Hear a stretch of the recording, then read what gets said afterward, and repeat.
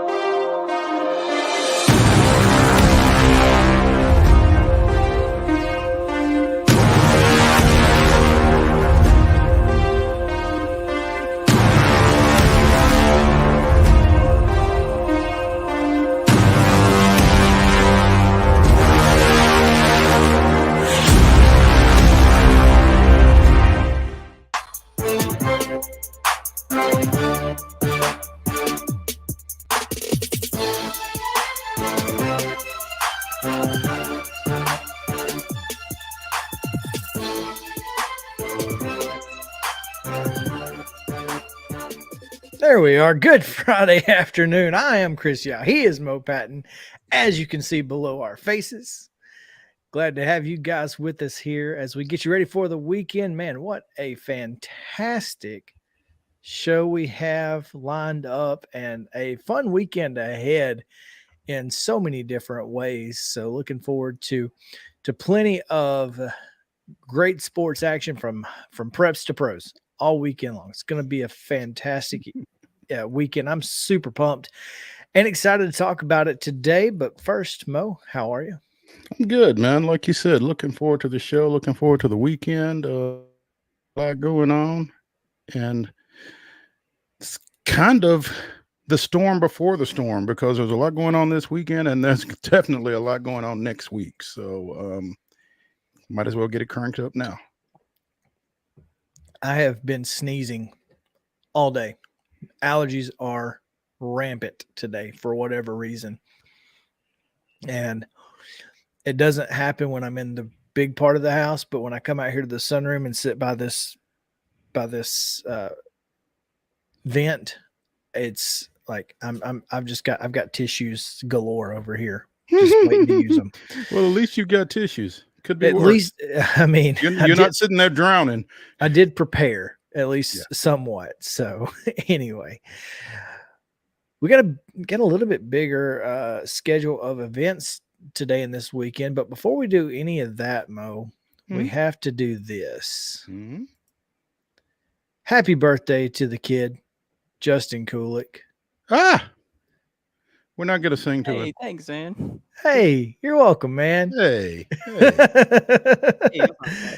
Gotta give a shout out to Justin on his birthday. Yeah, eat some cake, man. I will. I appreciate that, y'all. Or something. Or drink your cake. That's a good idea. Have your cake and drink it as well. I mean, you could. They do have, there's birthday cake shots out there, I'm sure. Mo was frozen like this, just looking down. It's very pensive and iffy wiffy. Justin, what's your plan for the weekend, man? It's your birthday. Go shawty. Going in the club? No, my parents I'm going down to Chattanooga. My dad's meeting me down there, and we're gonna golf. Hey, so I'm pretty pumped about that. Okay. All right. Well, hit them straight. I'll try. And if you don't, go putt for dough, all that good stuff. Right.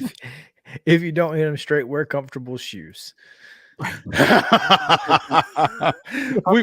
go home. If we had known that you were going to be golfing this weekend, we'd have tried to get a segment with Virgil Herring to get you some tips. That would have been nice. There you go. My game is not that great right now, so that would have been fantastic. Yeah. We'll see if we can get him on the line for you real quick. A little emergency phone call. Thank you. Man, well, we do have a lot going on this weekend. We had several, obviously, playoff games and several high school sports. So let's get you yesterday's results and this weekend's schedule on the rundown. The Friday Rundown is brought to you by Chip Walters, Executive Realty, Bob Lamb and Associates, the voice of the Blue Raiders in real estate. Contact Chip at 615-542-1915 or through his website at choosechip.net. Chip Walters, proud to support youth sports across Middle Tennessee. All right, baseball action yesterday. Arlington down Clarksville 5-3. It was CAK with a pair of wins over University School in Nashville 13-3 and 9-3.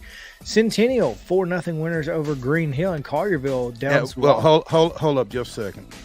Centennial 4-0 over Green Hill with a no-hitter. Oh, wow. For the Cougars. Yes. How about that? Yeah.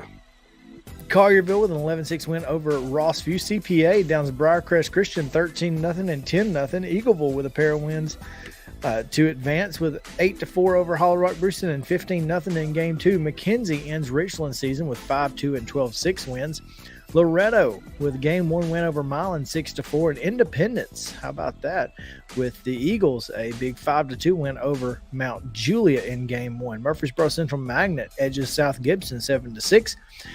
Before the Hornets respond with a 13-4 victory in Game 2 to force Game 3. Shelbyville was a 4-1 winner over Stewart's Creek. Walker Valley 12, Smyrna 0, and White House Heritage with a pair of wins over Westview 4-2 and 11-0.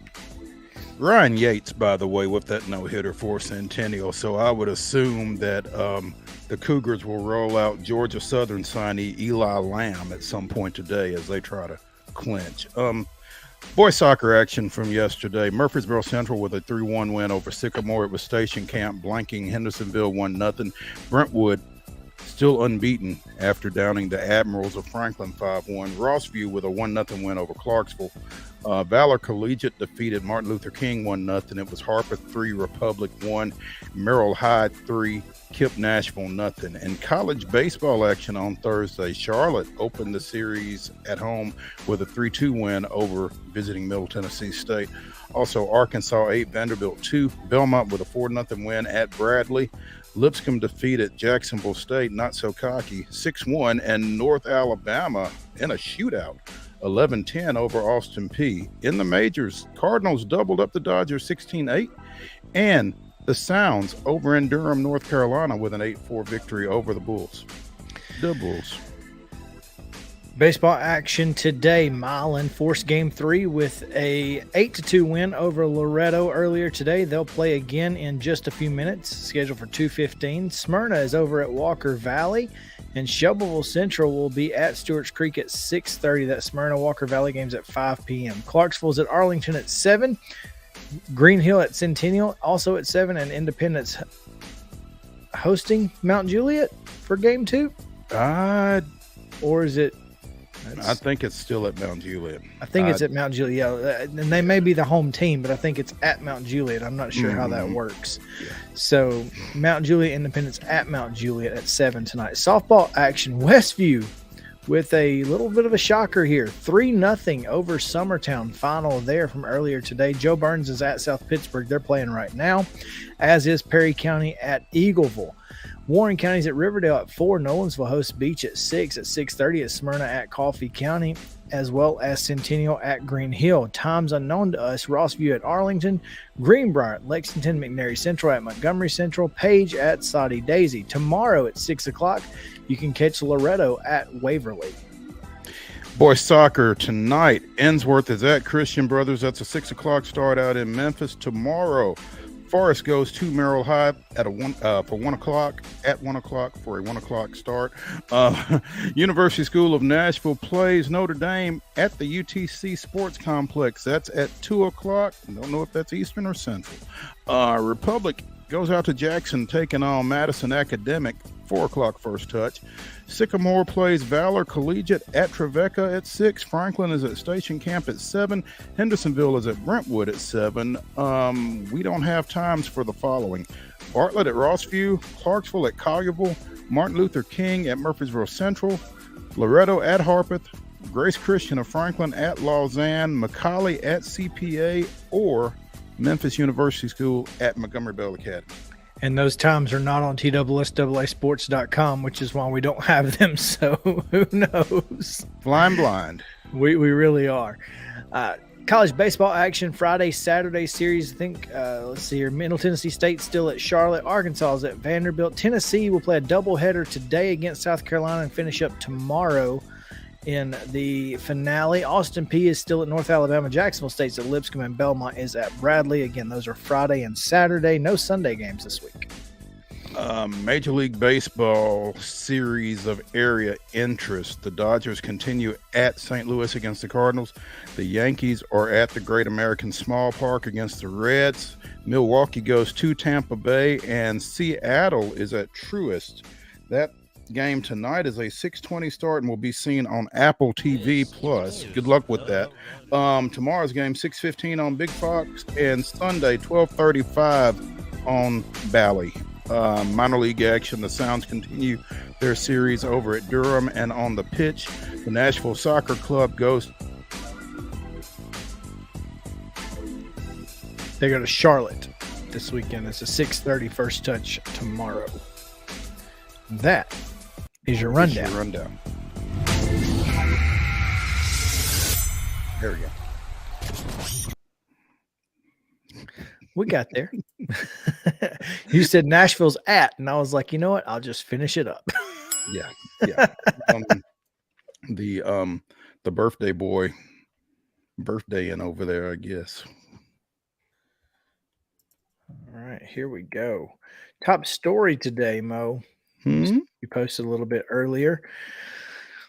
Longtime Columbia Central baseball coach Mark Pickle announced his retirement. I guess maybe you announced it. I'm not sure if it was out there publicly before your story got out. I don't know that it was necessarily out there publicly, but it was the worst kept secret in Murray County, as many things are. I mean,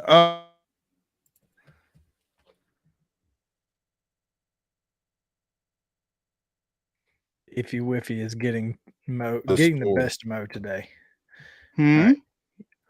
You were saying the worst kept secret in Murray County? Yeah. Pickett decided that this was going to be his last year quite some time ago, actually. And the word kind of got out. In fact, I spoke to him during the district tournament out at Independence, and he asked if we could just wait until they were done before we did anything with it. And as we often try to do in this business, we did. So well, some of us try to do that in this business. Those of us with morals and ethics.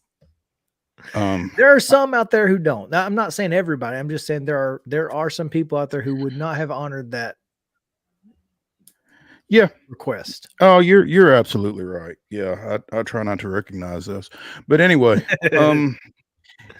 29 years, first 3 at Franklin, the last 26 at Columbia Central, 500 plus wins.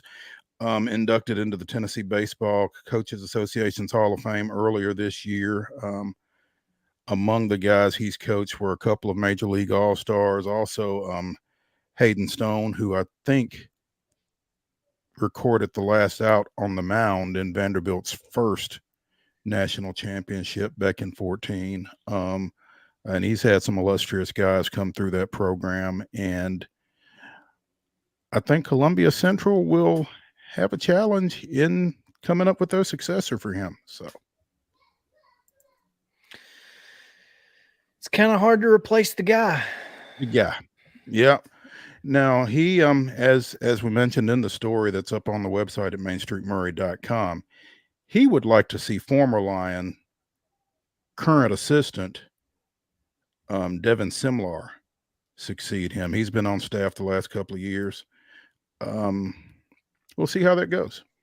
I would think that his voice in that would carry some weight. We'll see how it goes. I do know there is a committee, but that's as far as I got. Now, who's on the committee and what there's always a committee, but there's a committee of some sort. Now, there's always a committee. The committee shouldn't have to go too far. But you know what? Columbia Central, you mentioned it. Columbia Central's got a long tradition under him. Tradition, yes. I mean, I think you owe it to yourself to open it up and see who's interested. You might be surprised. I think so. So I mean, they don't have to settle for anybody. I don't think. I think they can get they can get who they want to a great degree, I think, just because of what Mark Pickle has done with that program. So sure. And obviously it's with this area growing as much as it has, one would think there's quite a bit of talent out there to be had. And I tell you what, man, Summit and Central being open at the same time. That's interesting dynamic. That could certainly create some interesting dynamics for sure. No question there. I just want to say that, I didn't cover a whole lot of Columbia Central baseball, even in our former life at Southern Middle Tennessee Sports. I covered a few games, but Coach Pickle was always, willing to give you what you needed to get to help you do your job. He was the epitome of help us help you. He had no problems doing that. And, we could use more coaches like him in this particular climate. So, he's a Hall of Famer in a lot of ways. And if there were a person Hall of Fame, he would be in that too, because he's a heck of a guy. And we are thankful to have been able to have covered him, and I know I am. And I think that most people who have been around the Columbia Central school system, the program, anybody who's been even outside of baseball, he touched so many lives. And I know that most have to be proud to have been around him and his persona. Just a fantastic dude. So congrats to Mark Pickle for his retirement. And forgive me because I haven't read the story yet. I wanted to talk about it on here, but is he going to continue to teach, or is he done? No, he gone. He gone. I don't blame him. No, he is involved in a baseball field maintenance or a sports field maintenance operation that he's going to devote his full attention to now, because basically he said it felt like he was doing 3 jobs: teaching, coaching, and field maintenance, and he's getting rid of 2 of them and going to pursue the 3rd and do some other stuff that he and his wife Debbie have wanted to do and just couldn't because baseball. So he's looking forward to that. The 52-year-old Mark Pickle. I'm a little jealous. 52 and retired, take that to the bank. Yes, exactly. Yeah. So, but seriously, congratulations to him, and I'm sure, or I certainly hope, we'll see him around. All right, let's take a quick break here. We've got Jeff Him, who will be coming up here in just a few moments, and we'll talk to him about the Nashville Sounds and their series with the Durham Bulls on the other side of a break. So stick around here on Main Street Sports Today, presented by Mid-Tennessee Bone and Joint. We'll be right back to the Lee Company studio right after this.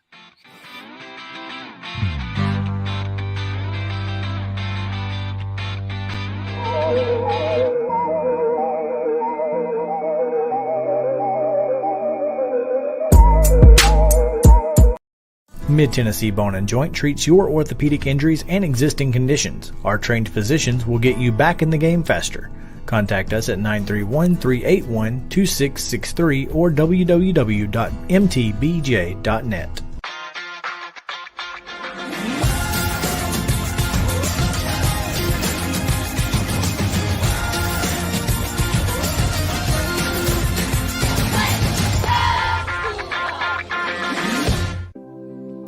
Custom Stone Handler supplies over 600 distributors and suppliers with quality stone products. Along with River Stone, we produce and distribute over 100 building, landscape, and other bulk products. Our goal is to provide quality products, service, and partnerships to ensure our customers' success. We firmly believe that the measure of any person or company is how they treat other people and customers. Give them a call at 931-490-4990 or visit CustomStonehandlers.com. With Lee Company technology, the best handymen are hands-off.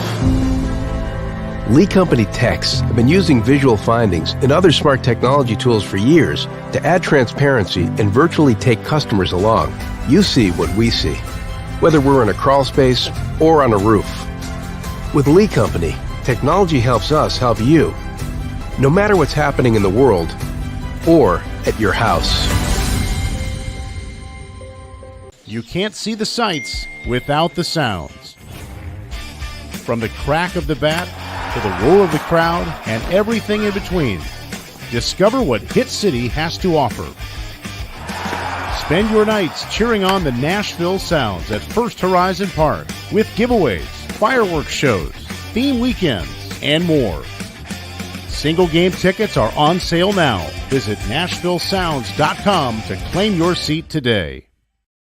Attention Tennessee homeowners, we want to buy your house. Hi, we are Real Property Solutions, a local real estate investing group. We pay cash for all types of property, so you walk away with more money in your pocket because we eliminate any fees, closing costs, and commissions. Now the best part, we can buy your house as is, meaning you don't have to do a thing to your property. You get to take what you want, leave what you don't, and don't even worry about cleaning. We close on your timeline, whether that's 7 days or 70 days. Interested in selling? Just give us a call and we'll come out to your property and quote you a cash offer within 24 hours. Please call 615-527-8750. That's 615-527-8750.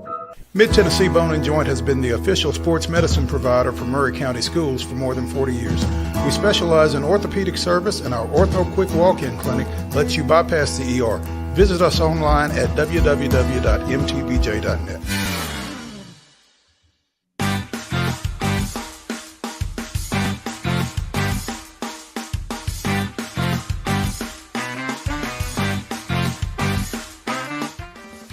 Oh yeah, gonna break out the brass for Friday.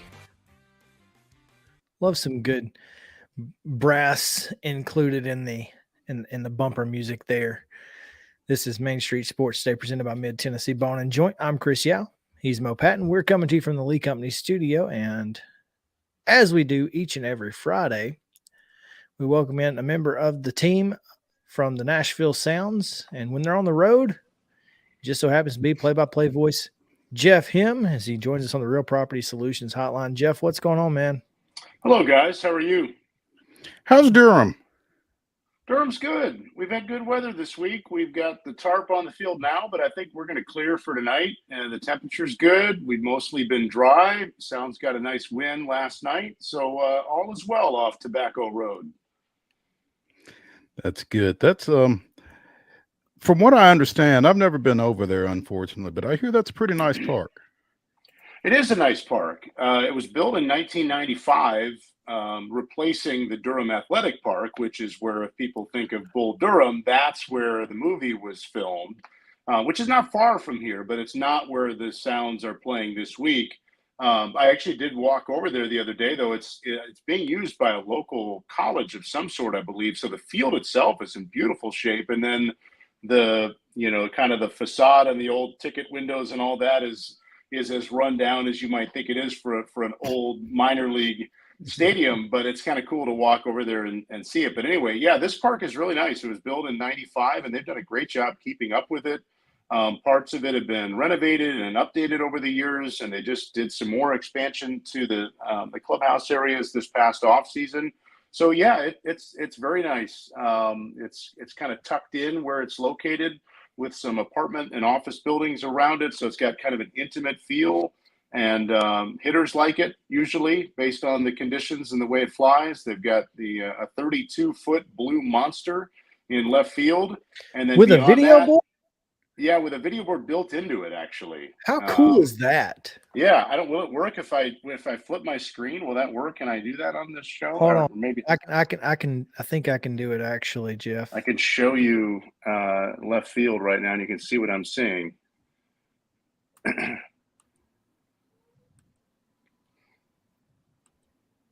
There it is. Are you seeing it? There we go. Wow. You pulled up a photo. Okay, gotcha. I did. Yeah, there you go. So there's the blue monster, and then you can see the bull on your left there.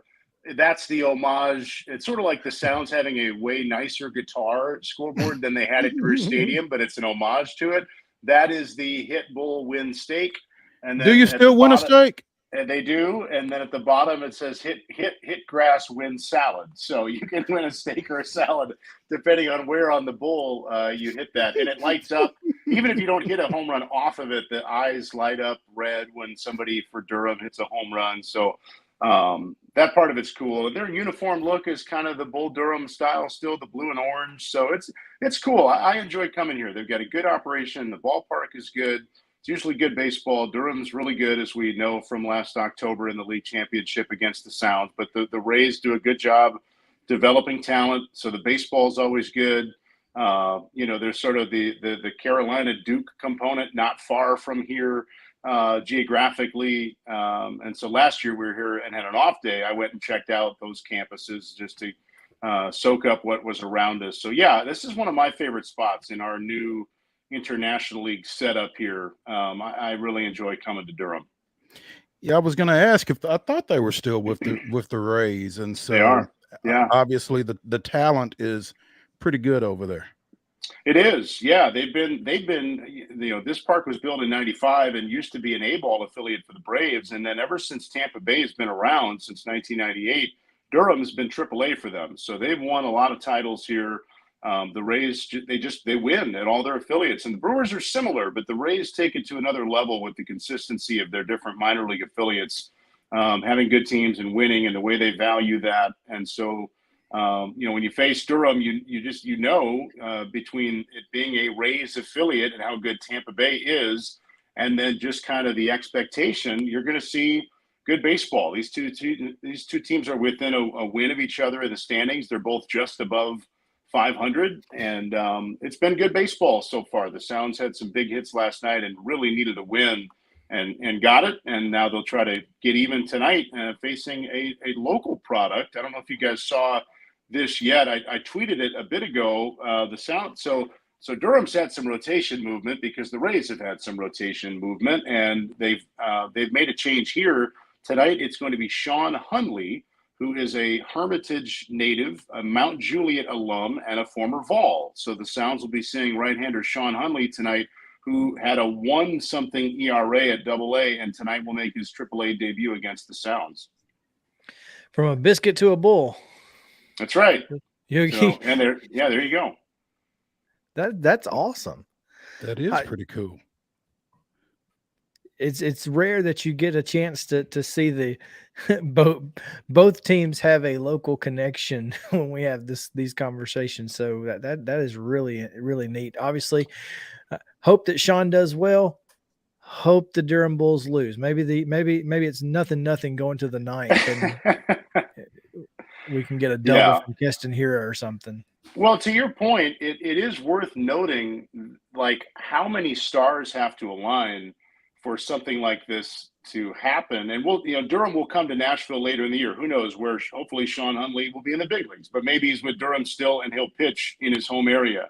But like the fact that even he could face a team from his home area with where all the affiliates are located and where you could get drafted and how you move up and who you play and where the schedules fall, just to have the Sounds facing a Middle Tennessee connection is very rare. I remember when Sonny Gray was at AAA for Oakland back in, what would that have been, about 2013, I think, 2014, somewhere like that.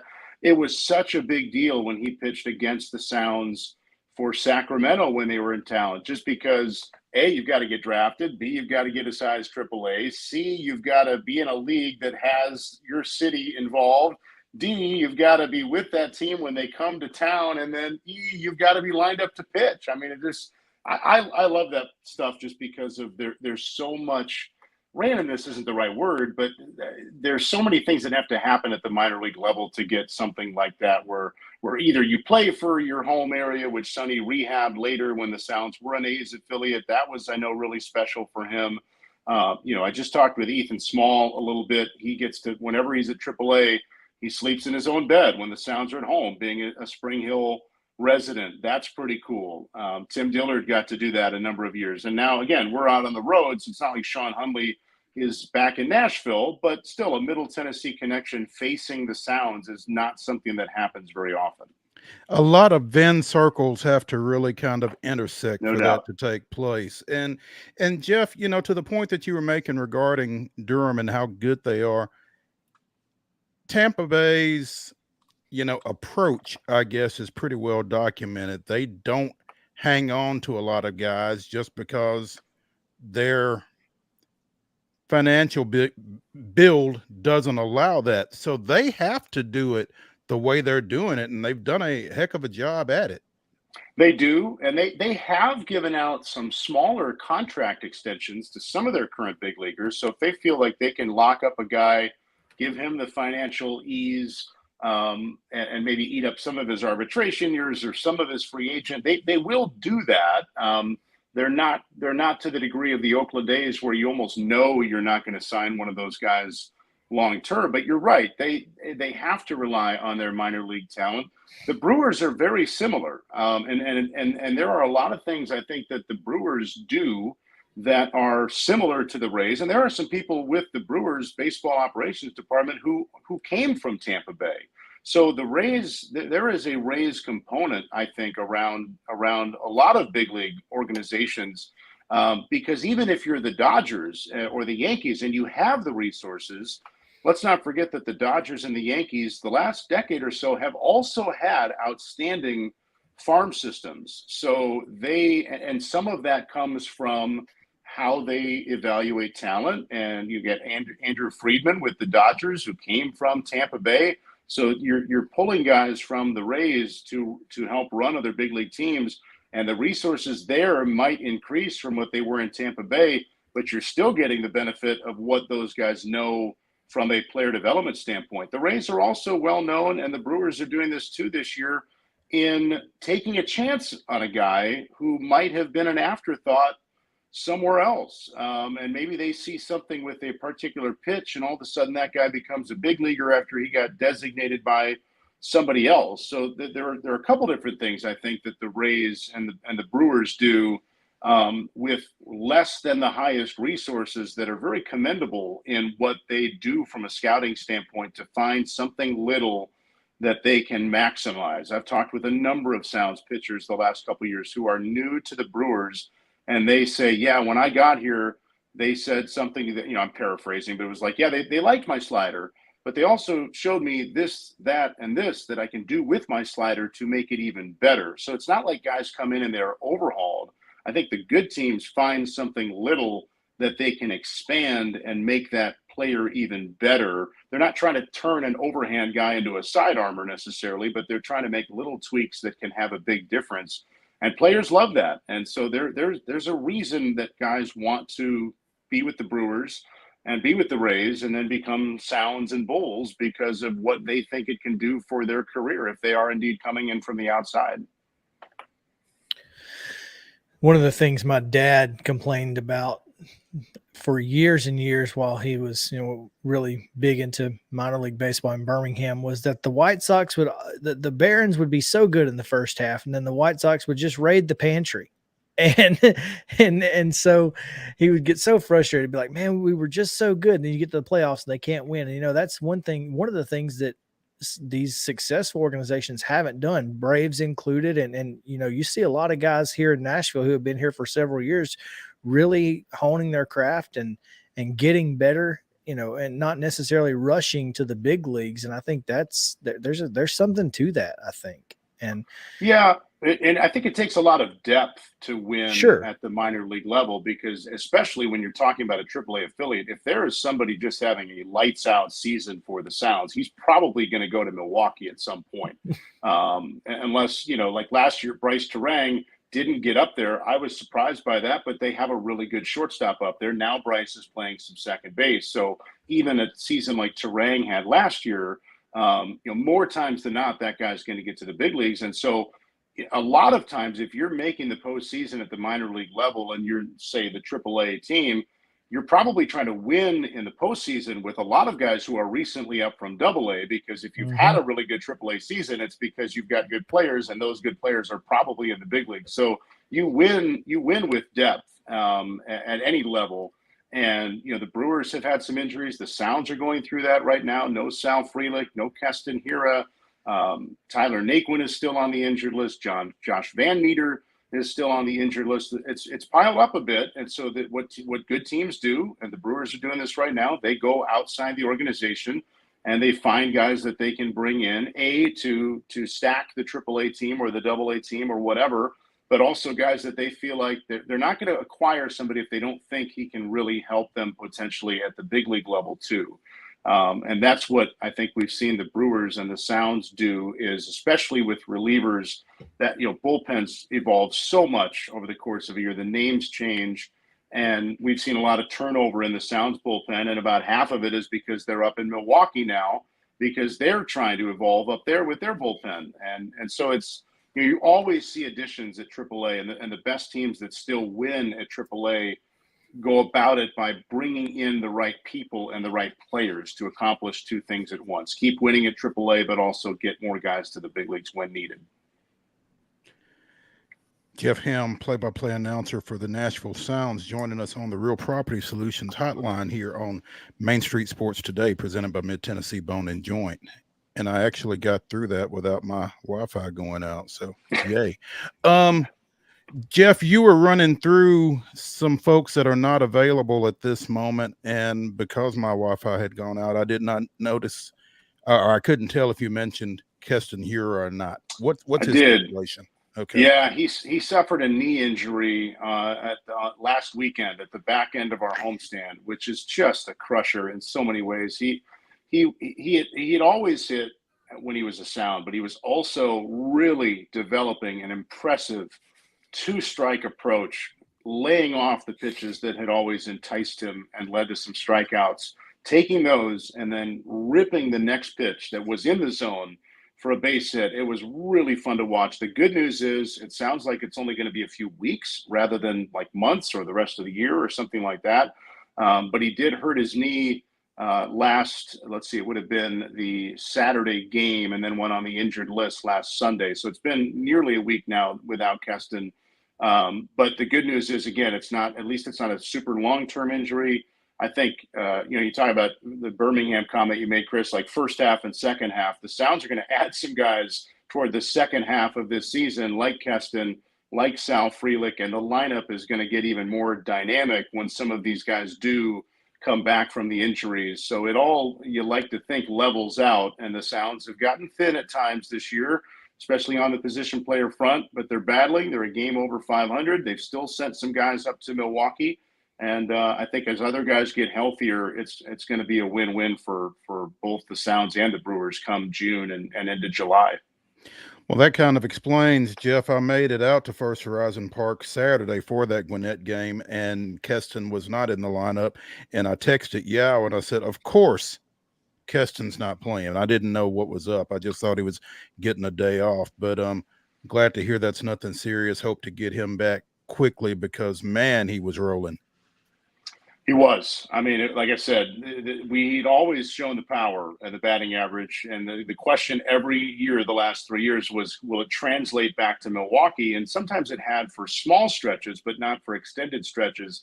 This really felt, and a lot of people were feeling this way, that it was what his approach has become would translate to the big league level, where the power is still there, the RBIs, the batting average, but then also the two-strike approach and the ability to lay off some other pitches to get himself the pitches that he can crush.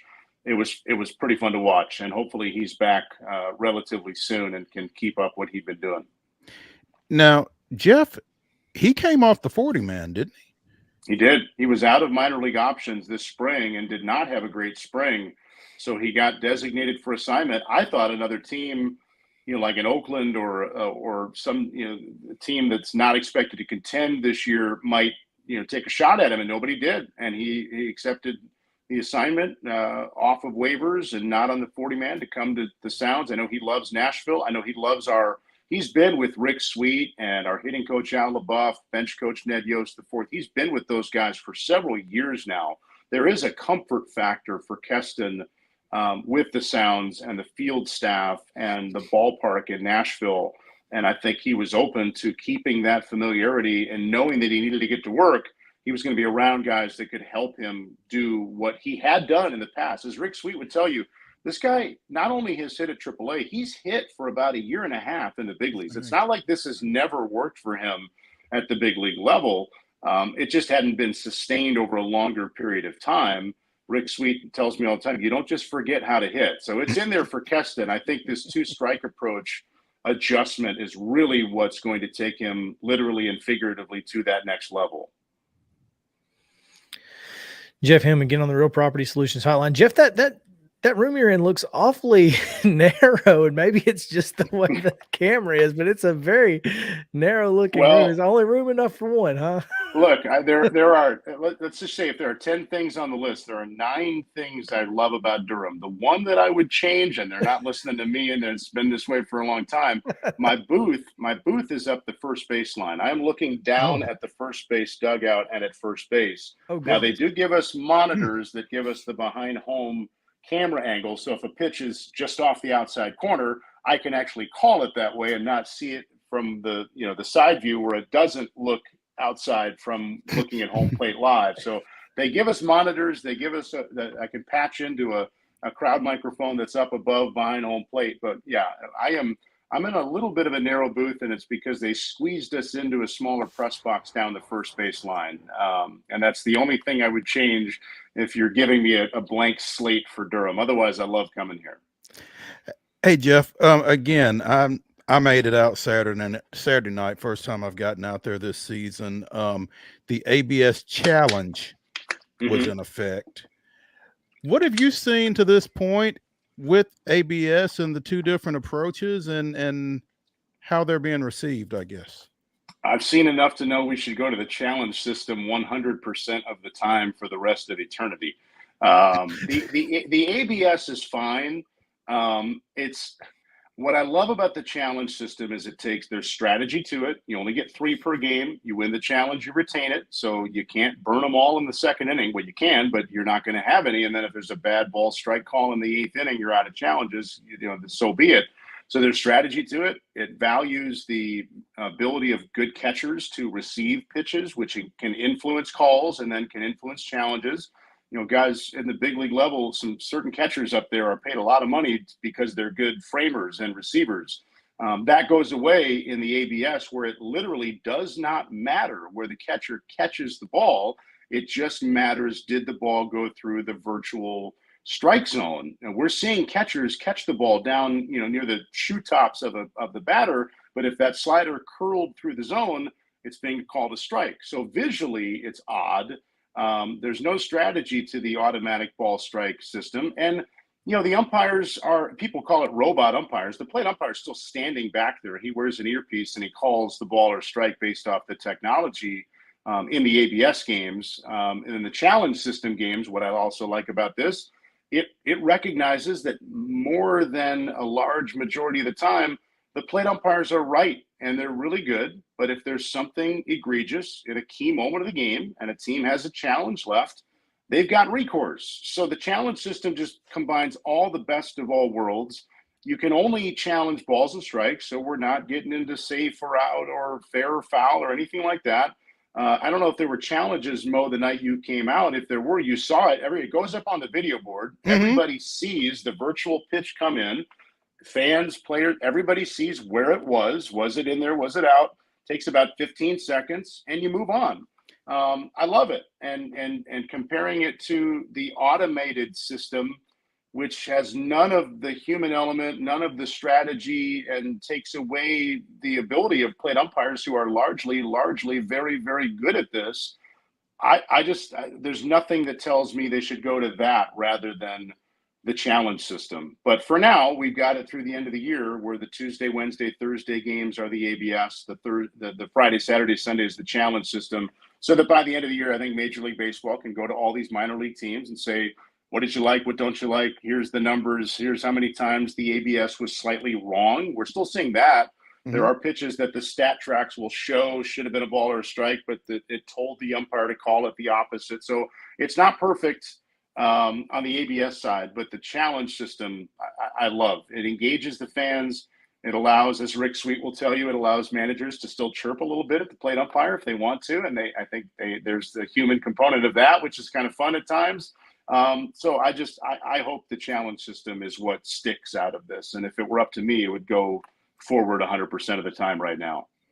Actually, I think the Sounds ran out of challenges Saturday night. You're right. That was the game. And there's the strategy component. Now, if I remember right, there was nothing egregious in the 8th or 9th inning where you're like, darn, I wish we'd had our challenges, but that made it fun. It's like, okay, what are these last 2 innings going to bring that you might want to challenge and you can't? Right. I think it was the first time out of all the challenge games where I've seen the Sounds where their opponent run out of challenges, and it makes it fun. It's and the batter and the catcher and the pitcher have to be the ones to call for it. You can't step out, look to the dugout, and they're giving you the thumbs up like, yeah, challenge that.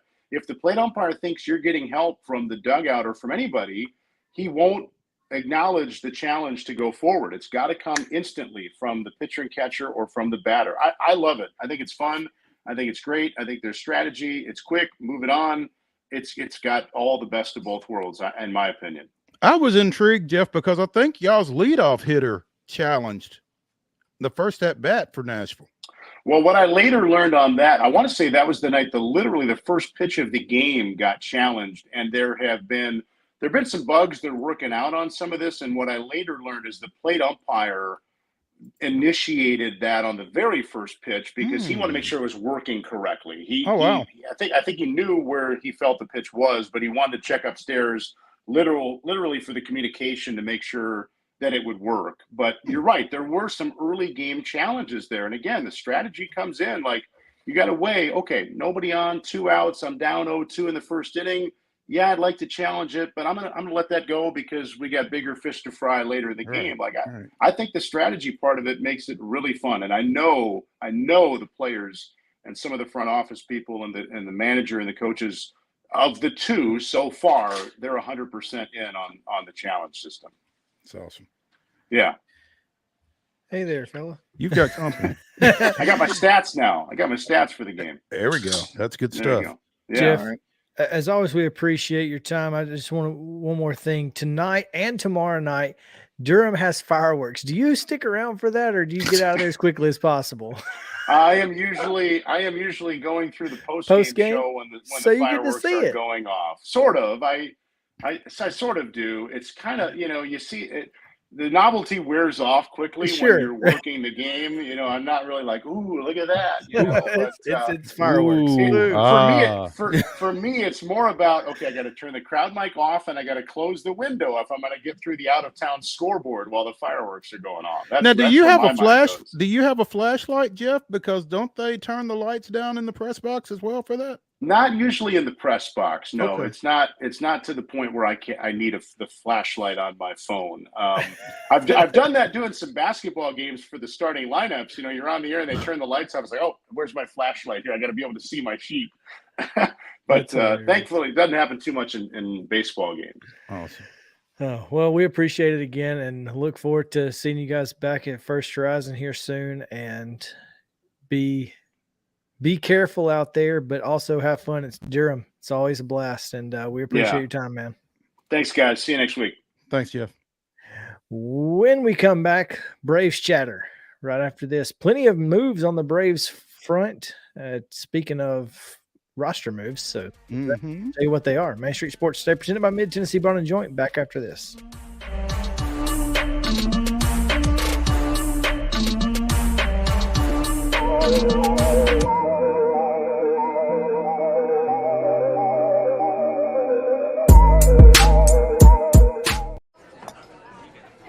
You've been putting back a few, and a few becomes a few too many. For a moment, you think about calling for a ride. Nah, you live nearby. What's the worst that can happen?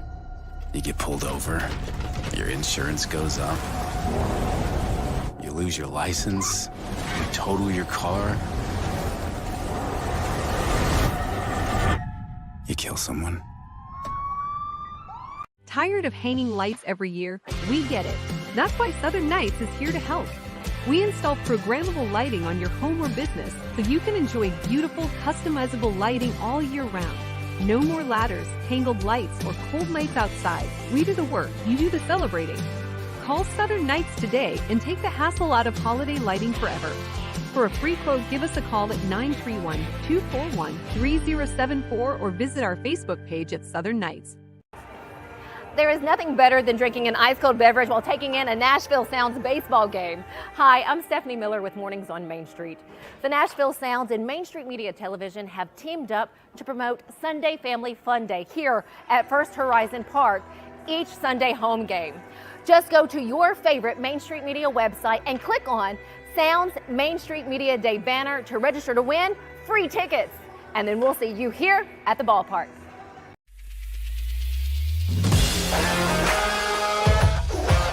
Hockey in Music City just hits different. It's one big honky-tonk party. It's the sea of gold in the crowd, the goals, the saves, the celebrations. It's an experience like no other. Experience Predators hockey all season long.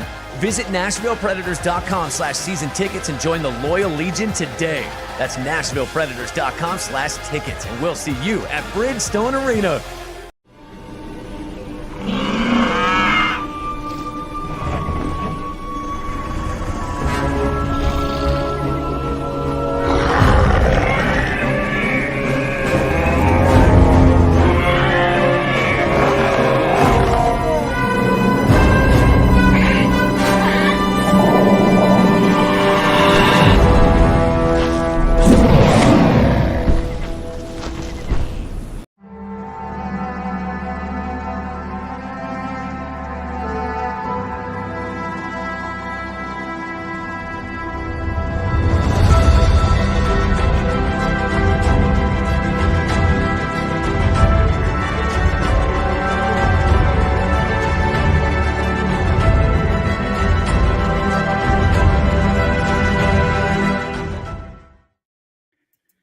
May 19th, 2004, approaching his 46th birthday, Julio Franco becomes the oldest player to hit a pinch hit home run when he came off the bench in the 8th inning of the Braves game against visiting Arizona and took D-backs reliever Jose Valverde deep to right for a 2-run shot. The blast capped a 4-run game-tying rally, but despite the heroics, Atlanta fell 6-4 in 11 innings. At 45 years, 269 days of age, allegedly. Thank you. Yeah. Franco broke the record he himself had set on May 6, 2 weeks earlier against the Padres. That was this day in Braves history. Yeah. Anything about Julio Franco and age, you have to kind of couch a little bit. So. No question there. Braves made a couple of moves today, Mo. One of them was bringing Charlie Culberson up and sending back Brandon Shoemake to Gwinnett.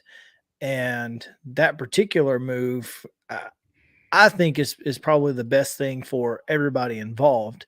Mm-hmm. Despite the fact that Charlie Culberson's not having he's certainly not hitting the cover off the baseball at AAA, but that's not really what they need him for.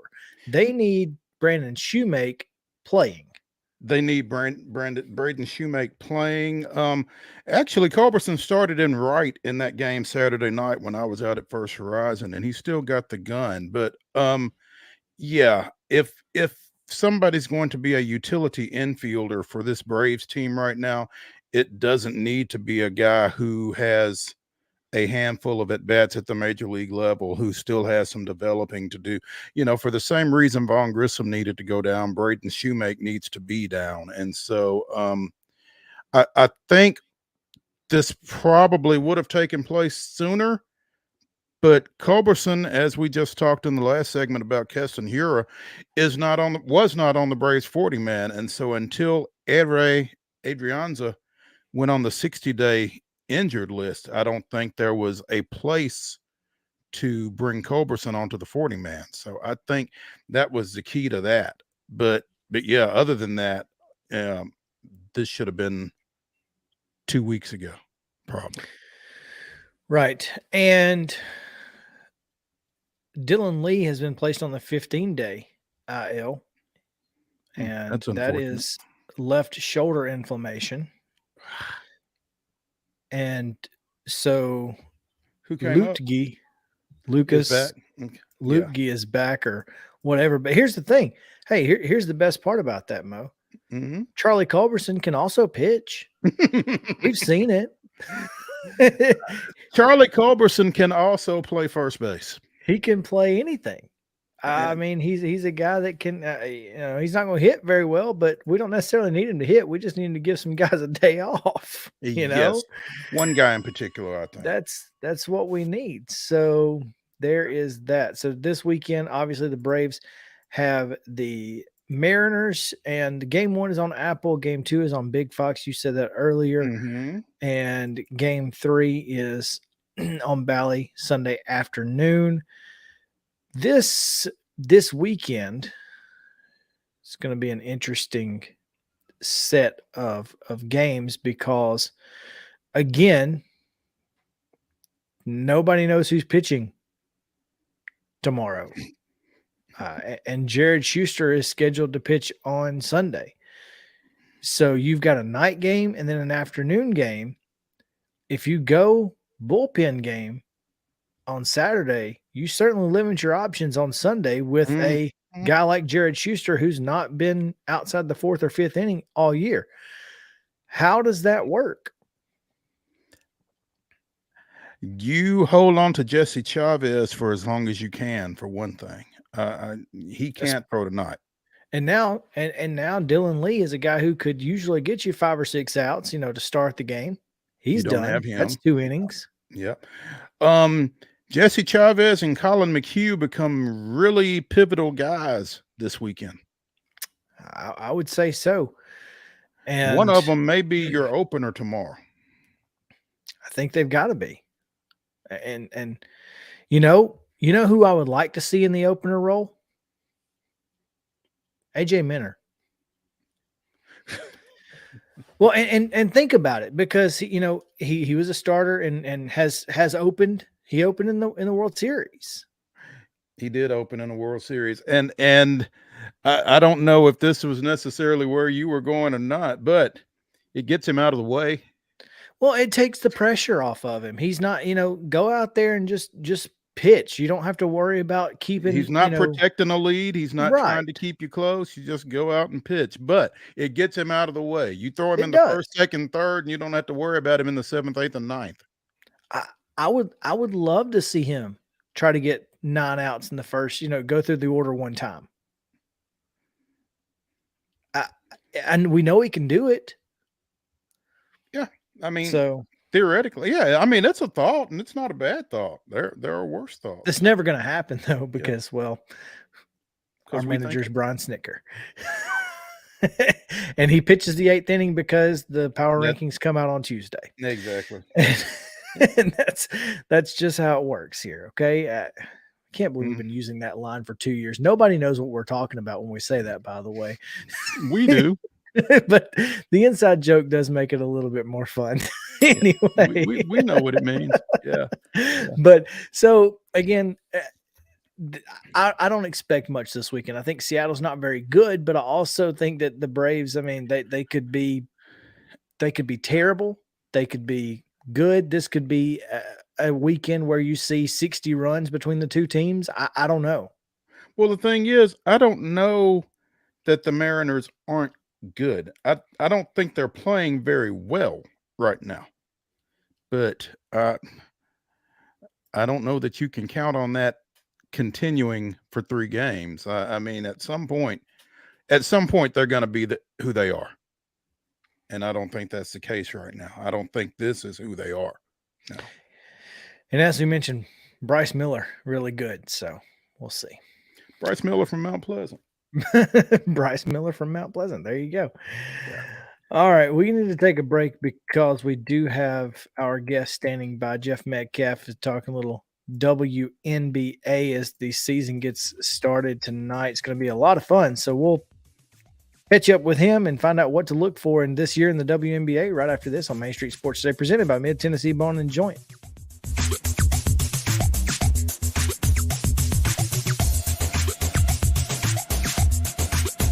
Mid-Tennessee Bone and Joint treats your orthopedic injuries and existing conditions. Our trained physicians will get you back in the game faster. Contact us at 931-381-2663 or www.mtbj.net. With Lee Company technology, the best handymen are hands-off. Lee Company techs have been using visual findings and other smart technology tools for years to add transparency and virtually take customers along. You see what we see, whether we're in a crawl space or on a roof. With Lee Company, technology helps us help you, no matter what's happening in the world or at your house. Jones & Lang Sporting Goods here in Columbia has been outfitting teams, officials, and anybody else from T-ball to college for 50 plus years. Be sure and check them out at 931-388-8060 or online at jonesandlang.com. Jones & Lang Sporting Goods, the look of a winner. Zion Christian Academy, zioneagles.org or 931-388-5731. You can schedule your appointment. Go tour their campus. It is beautiful over there, and you're definitely going to want to see it. Again, it's zioneagles.org. Give them a call, 931-388-5731, and schedule your tour today. A game without a crowd is just a scrimmage. A performance without an audience is just a rehearsal. Without your presence, high school sports and the performing arts aren't possible. Ensure that these essential extracurricular activities continue to enrich the lives of students in Tennessee. Purchase a ticket to your local high school's game or performance. This message presented by the TSSAA. You can't see the sights without the sounds. From the crack of the bat to the roar of the crowd and everything in between, discover what Hit City has to offer. Spend your nights cheering on the Nashville Sounds at First Horizon Park with giveaways, fireworks shows, theme weekends, and more. Single game tickets are on sale now. Visit NashvilleSounds.com to claim your seat today. Attention Tennessee homeowners, we want to buy your house. Hi, we are Real Property Solutions, a local real estate investing group. We pay cash for all types of property, so you walk away with more money in your pocket because we eliminate any fees, closing costs, and commissions. Now the best part, we can buy your house as is, meaning you don't have to do a thing to your property. You get to take what you want, leave what you don't, and don't even worry about cleaning. We close on your timeline, whether that's 7 days or 70 days. Interested in selling? Just give us a call and we'll come out to your property and quote you a cash offer within 24 hours. Please call 615-527-8750. That's 615-527-8750. Mid-Tennessee Bone and Joint has been the official sports medicine provider for Maury County Schools for more than 40 years. We specialize in orthopedic service, and our Ortho Quick Walk-In Clinic lets you bypass the ER. Visit us online at www.mtbj.net.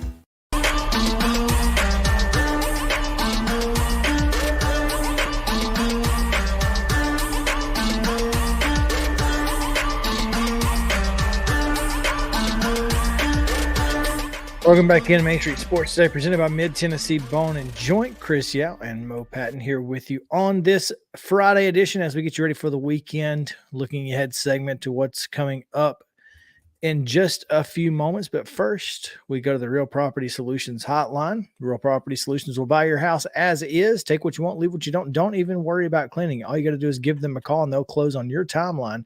7 days or 70. The number is 615-527-8750. And we welcome in Jeff Metcalfe. Jeff, how are you? I'm good, Chris. How are you? Doing well. Thank you for joining us, man. We really appreciate it.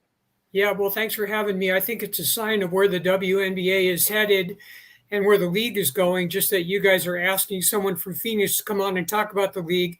Like, I don't know how often you've done that in the past, but I doubt if you did that, would have done that in 1997 or 2000 or or even 2010. So, you know, the league's going into its 27th season, and I'm just taking this interview as sort of a sign of progress. Well, we're happy to have you, Jeff, longtime Arizona Republic writer who has covered the Phoenix Mercury in depth. And Jeff, you know, as you look at, Mo has some iffy whiffy is what we're calling it, Jeff, and so there you go. Go ahead, Mo. No, I'm about ready to just throw this laptop. Throw the towel. Yeah, a lot of excitement around women's basketball right now, Jeff, coming out of this past college basketball season. You know, how does the WNBA go about capitalizing on that, first of all? Well, for sure, there's been a lot of progress at the college level, and it's happening at the pro level a little bit different because there's only 12 teams, and those markets don't necessarily sync up with the top college markets. But I think what you're seeing is a little bit of more of a symbiotic relationship, the momentum starting to carry over from one to the other. And there's also a lot of impatience now for WNBA expansion, for more roster spots to enable more of these young players coming out of college to make a team. With only 12 teams, you're basically 144 players or less in the WNBA. And that's not a lot of room every season for newcomers. So I think what you're seeing is sort of a push from the college level on up to create more jobs at the pro level. And that's probably going to happen within 2 years, but people are very impatient for it now. And I might add that people would love to see a team in Tennessee on top of that. Particularly, yes, absolutely. We've seen some mock-ups of potential names and uniforms, and boy, I'd give anything to see a Nashville WNBA team at Bridgestone Arena. But one of the things about Tennessee is that obviously the college game is huge here, and that's one of the reasons that we're so invested in the WNBA particularly. Obviously, there are plenty of former Lady Vols and Vanderbilt players and even at least one MTSU player, Mo?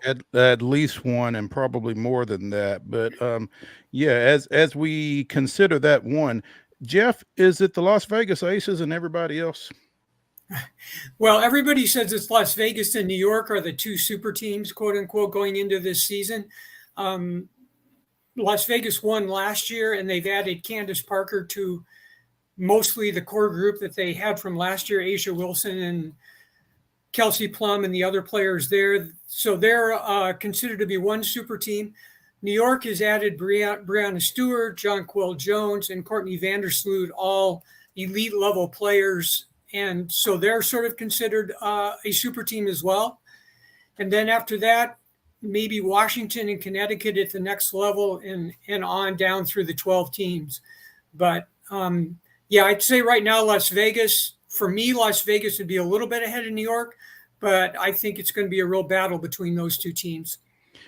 Las Vegas does have MTSU's Alicia Clark on the roster, and so that's among the reasons that we're kind of interested in them, and they are obviously dealing with a little unsettledness, I guess, as they will open tomorrow at Seattle without their head coach Becky Hammond. Yeah, I think the one thing that's people knew that there was an investigation going on there, but it took so long to get it resolved, and then it comes out like 2-3 days before the season begins, which the timing certainly is not ideal with that. They took away a first-round draft pick and then suspended Hammond for 2 games relative to an issue with Hamby and her pregnancy and what was said to her, and how that might have impacted her trade to Los Angeles. For people that don't really know De'Erica Hamby, Becky Hammond says one thing, the league says another thing. Of course, the league made their ruling, and so yeah, there is a little bit of unsettled nature there going into the season. But I think that's a mature team that won a championship last year. Becky has proven herself as a coach, both as an NBA assistant and now as a WNBA head coach. And so I think in the long run, they'll get past that okay, but the timing for the league was not real good with that. No, it certainly didn't give them any any room to work with. Although, it certainly probably gave them a little extra time on the sports websites and sports talk shows, even particularly. So obviously this is the time of the year where the NBA is ramping up, and so WNBA is kind of an afterthought for a lot of folks. So how does this league continue to make headway with big names like Candace Parker and Brittany Griner's back and that sort of thing? Yeah, I think what you said is true just because of the timing. You know, when you start your season right in the midst of the NBA playoffs, it's with the casual sports fan, it's a little hard to really make a dent there. But if you look at everything that's being, I don't know, broadcast and spread about on the internet and whatnot, there's a lot of just general WNBA information that was never there before. And I think that's where you're seeing a lot of this build coming. And I think that's going to be reflected like in college women's basketball. You've seen the TV ratings go up substantially during the NCAA tournament. I think as this season goes on, you're going to see the same thing. There's going to be a new WNBA TV contract coming out. It's after the 2025 season. So I think a lot of things are pointing toward 2025 right now in terms of potential expansion, maybe increased rosters, broadcast revenue. They're just not quite there yet for executing on some of these things. They've improved their charter flights. There's going to be some charter flights this year, which is a big issue for the players. But I still think it's kind of a slow build. I'll give you an example. The best thing to say that the total salary cap for each team this year, the max salary cap is $1.4 million. So you've got to sign everybody on your team, 11 or 12 players, and keep that at $1.4 million. So if you just consider that in your head relative to what a low-level NBA player makes, and you're trying to fit your whole team in there, you can see you've still got a long ways to go to get to where you're economically, anywhere near, what people would like for it to be. Yeah, we talked about that earlier this week, I guess, Mo, and we understand salary caps and we understand, fairness and that sort of thing, but also we just don't understand why if a team wants to give their players charter flights, you ought to let them. They ought to be able to. The teams and organizations ought to be able to put as much money into the organization as they want to pass the salary cap, but we can't figure out why that's not a thing. Well, I'm not sure if I totally agree with that. I think there would be some unfair advantages if you just had Joe Tsai, the New York owner, just is going to charter everybody everywhere. I'm not sure that that's really a fair way to approach it. I think what you need to do, though, is you need to keep driving revenue so that you have the money to not just say, okay, we can charter everybody for every game for 1 year. You have to be able to see that revenue's on the horizon so that you can do that in perpetuity. You don't want to start and then have to go back on that. So they're going to charter this year for back-to-back games. They're going to charter for playoff games. And for the Commissioner's Cup final, that's an improvement in all of those areas. But I just don't think they're quite ready yet to make the full jump to that. And like I said, it may not be until after the new TV contract in 2025 when they're able to do that. Jeff Metcalfe here with us on the Real Property Solutions hotline. And Jeff, I've not been invested in a WNBA full season like I am kind of this one in a long time. So I'm curious, Aaliyah Boston, number 1 pick, goes to the Indiana Fever, joining Melissa Smith, who was a number 2 pick last year. Kelsey Mitchell's on that squad. Obviously they weren't very good last year, won 5 ball games, but how does the fatigue affect these players coming off of a full college season going into a pro season, or does it? Yeah, I think it does. I think it does. I think you see the rookies start out slowly. You usually don't see someone just jump in there and make a splash right from the start. Like I think of Kelsey Plum when she came out of Washington, she was just killing it in college. And for the first even couple of years, it was sort of like what happened to Kelsey Plum. But she worked on her game. She expanded her game. She became a better defensive player, not just sort of a spot up 3-point player, but she kind of broadened her shooting ability. And now she's basically an all WNBA level player.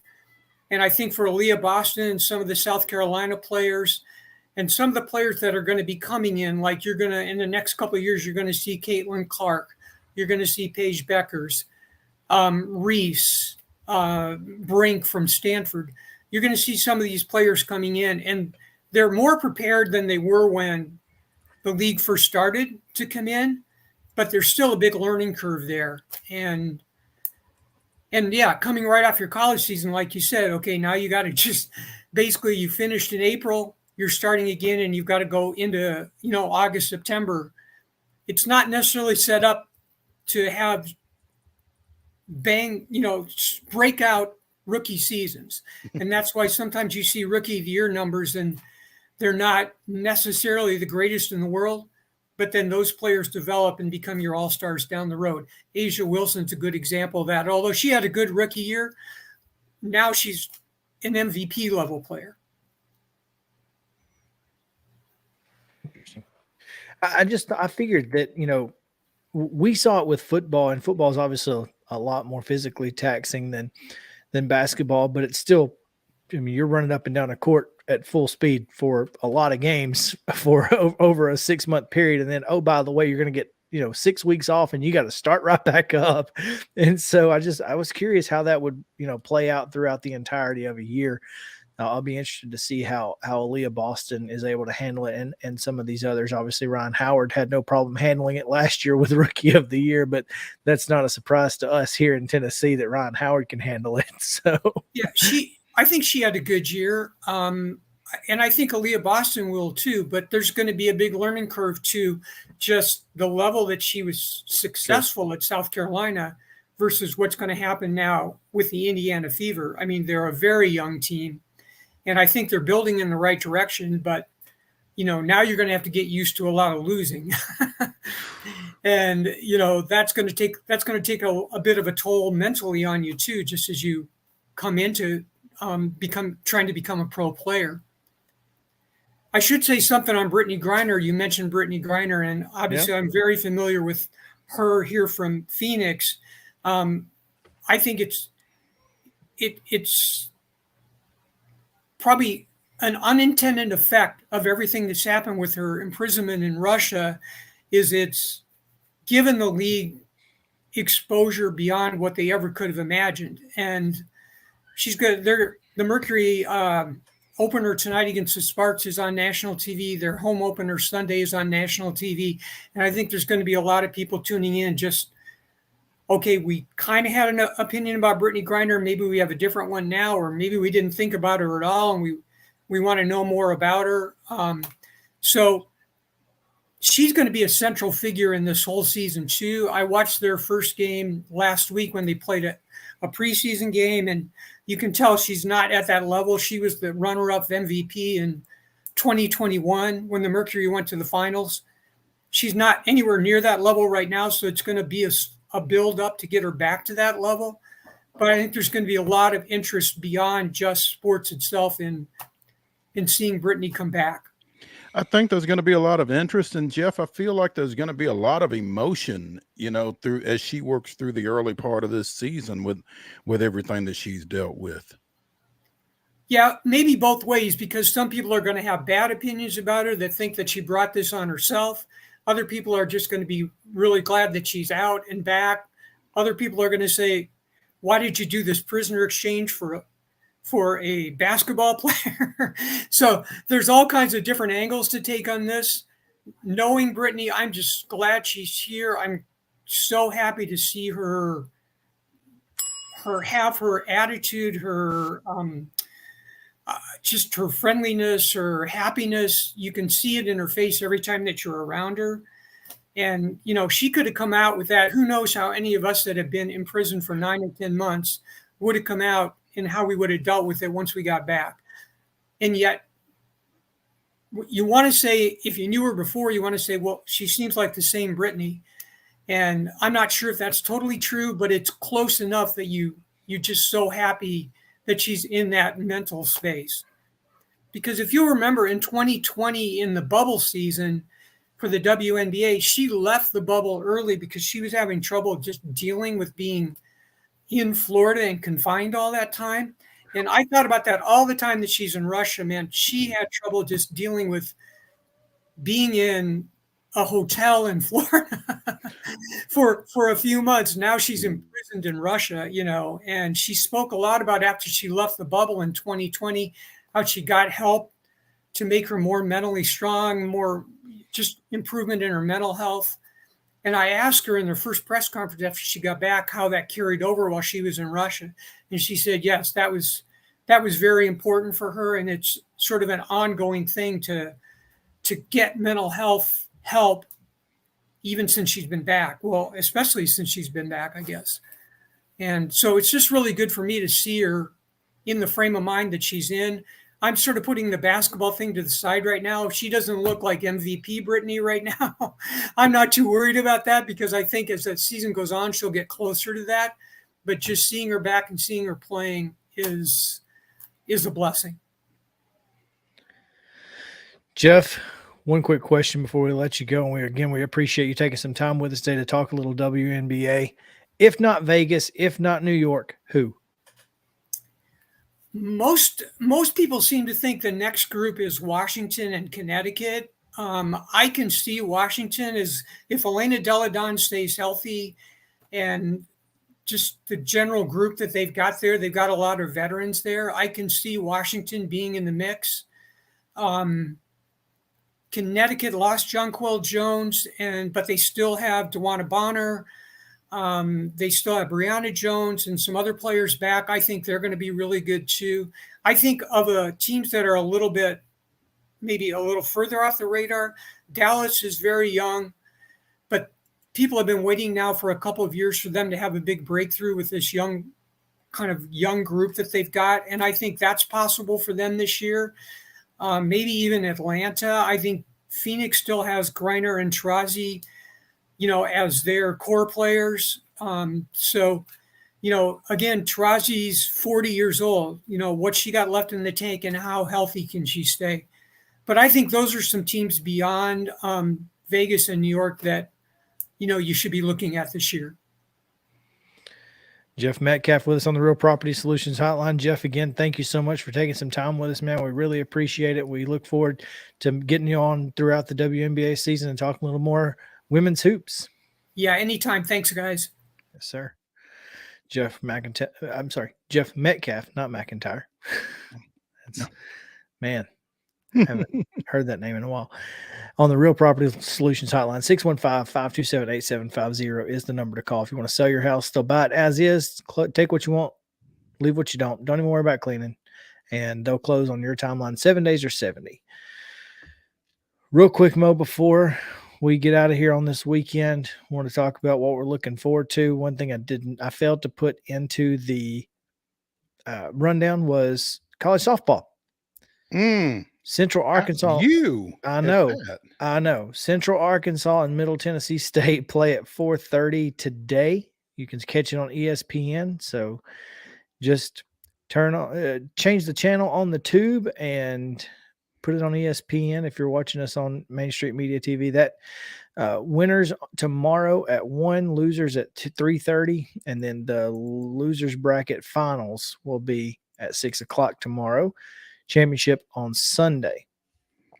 In Knoxville, Tennessee takes on Northern Kentucky tonight at 5:30 on ESPN Plus. Indiana Louisville's on the deuce in that first one. So you can catch game 1 of the Knoxville Regional, Indiana and Louisville at 3:00 on ESPN2. It's the only game in the regional that will be televised nationally. Winners bracket at 1 tomorrow, same as the others, 3:30 and 6, and then championship at 2:00 on Sunday on ESPN Plus, with the if necessary immediately following. So those are our local teams who have an opportunity to punch their ticket to Oklahoma City. Looking forward to it, man. Should be fun. That's what I'm looking forward to. I'm sorry, they'll punch their ticket to the Super Regionals, not to Oklahoma City. Well, they got to get to Super Regionals before they go to Oklahoma City. That's what I said punch their ticket to Oklahoma City, and that's not what they'll do. they will go to the Super Regional, then Not to Oklahoma City if they can win that best of 3 series. So yeah, that's mostly what I'm looking forward to, man. I mean, I'm probably going to get off here and watch a little college softball, and then of course get the Braves all weekend long. I'm not going to be able to watch them tonight because I don't have Apple TV Plus, and I'm not going to download it, even though there is a 3-month free trial. I could probably get through the rest of the baseball season if I went ahead and put that free trial on, but then I'd forget to cancel it and I'd have to pay for it. I don't want to do that. Can't you set some kind of a reminder though? Oh, yeah, but that doesn't mean I'll see the reminder 3 months from now and be like, oh yeah, I need to do that when I get a chance, and then I'll forget to do it. So that's just me. I'm not reliable in that form. Yeah, I don't think I'm going to be around tonight to watch it anyway, Apple or otherwise. So yeah. But yeah, I'm looking forward to that. I'm looking forward to seeing the social media reaction when Antonio Brown suits up for the Albany Empire this weekend. Goodness gracious. Will Antonio be tweeting in game, do you think? I hope so. That would make it worth watching. If Antonio just had a cell phone on the bench, he's live tweeting and is live tweeting, going live like while the team's on defense, like that would be the most horn and pulling his phone out in the middle while he's running a route. Yeah. Catch a ball one-handed. Listen, his dad is an absolute legend in Albany, so you have to be careful if you're Antonio. You got a lot to live up to if you're AB right now. But yeah, I think that's going to be interesting. And I'm sure with the people that I follow who are longtime arena football fans and in the Albany market will certainly be tweeting about it, posting on Facebook. So I'm looking forward to seeing their reactions to that. But yeah, and I'm excited about the WNBA this weekend, man. This is pretty cool. The schedule has, like you said, got a couple of ESPN games at 10 o'clock tonight. You can catch Phoenix in LA. Saturday, doubleheader on ABC at noon and 2, and then ESPN again at 3 o'clock on Sunday with Chicago and Phoenix. So hey, hold up. Yep. Ian Rappaport at Rap Sheet 55 minutes ago, legendary running back Jim Brown has passed away. His wife Monique Brown announced. So yep, I just saw that, and I saw it moments after it happened, but we were in the middle of baseball and completely forgot about it. yeah 87 years old. Yeah, man, that's tough. It's a tough way to wrap up the show. Yeah, one of the all-time greats. And what's crazy is he played 9 years in the NFL. That's it. 9. He was here and he was gone. Well, and obviously for a running back back then, that's not very long, but by today's standards, that's a heck of a career. Toting the rock. Yeah, he was definitely ahead of his time as far as that goes. But yeah, that's But he did so much. He did so much more. Well, he wasn't, Jim Brown did it all. I mean, yeah, I mean, he was a prominent actor in his time. He was also a prominent civil rights advocate. He was involved in a lot. And of course, one of the guys who put Syracuse football on the map. And Syracuse lacrosse. They say he was one of the best lacrosse players ever. Well, yeah. I mean, he's Jim Brown. That's what I'm saying. Right. I mean, he could have done anything he wanted to do. One of the greatest athletes in the game, no question. So, our thoughts out to Monique and their family. All right, we're going to head out. We appreciate it, Mo. Ladies and gentlemen, the weekend.